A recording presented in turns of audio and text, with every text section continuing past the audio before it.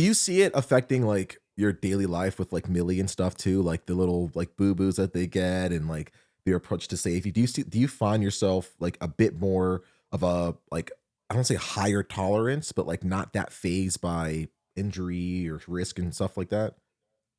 Not with her. No, Mm, with her, I'm the exact opposite. I'm a helicopter dad. Yeah, gotcha. because yeah, so it's kind of had the opposite effect on me where I got to tell myself to chill out because Hmm. I like she's got to hit her head on something to realize that that's dangerous. Like I I don't know if it's made me hypersensitive to it to where I just know how things I can almost see the future in the sense that when you're a dirt bike rider and you've crashed every way that you could possibly crash on the dirt bike and you've Yeah. experienced every crazy scenario that you can think of, Hmm. if I just when she's at like the gym doing her gymnastics type of stuff, Hmm. I just see all the scenarios in which she could Oh, hurt herself, gotcha. and it just makes me be ultra protective.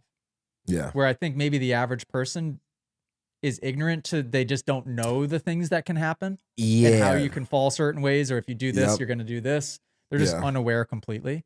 I think I'm so Mm. aware of it that it just made me a helicopter dad. So I gotta I chill could out a see little bit. With I can myself see that. with myself, people would still like Allie, anybody in Allie's family, like people think I'm crazy because they think I'm a lunatic, even though Yeah. I Yep. feel like I am highly calculated, right? For sure. For sure. But Yeah. yeah, with Millie, forget about it. That's Maybe interesting. it'll be different when we have a boy, if we have a Yeah. boy, but I don't know if the girl has something to do with it, if it's being our first child has something to do with it. Mhm. I'm an absolute helicopter dad.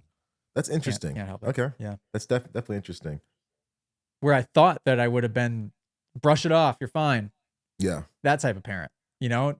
Not at Huh. all. I have to catch myself from being the exact opposite of that.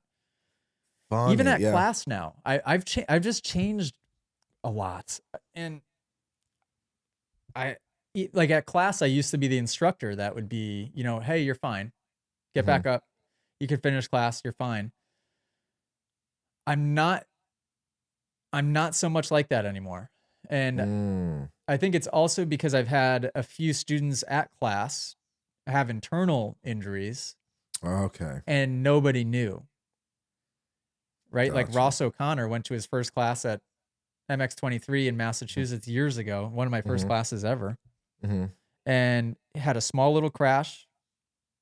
And Ross is the type too where like he could have hurt himself in the worst possible way, and he's not going to tell you. He'll tell you Yeah. he's fine. He's just going to keep continuing his day. So Mhm. he's like, I'm fine. And he finishes the whole rest of the day. Turned out he had like a grade through whatever, laceration of The his liver. spleen and all, like had to have a Yeah. like blood transfusion, stayed in the Yep. hospital for a week. Yep. It was bad. Yeah. And then it happened one other time at class too, where somebody punctured a lung or something that was internal that like nobody really knew until after. And then I'm like, after that, I sort of learned my lesson that, hey, maybe you could be hurt. Like, Yeah. yeah, I don't know. I don't know where I lie on that.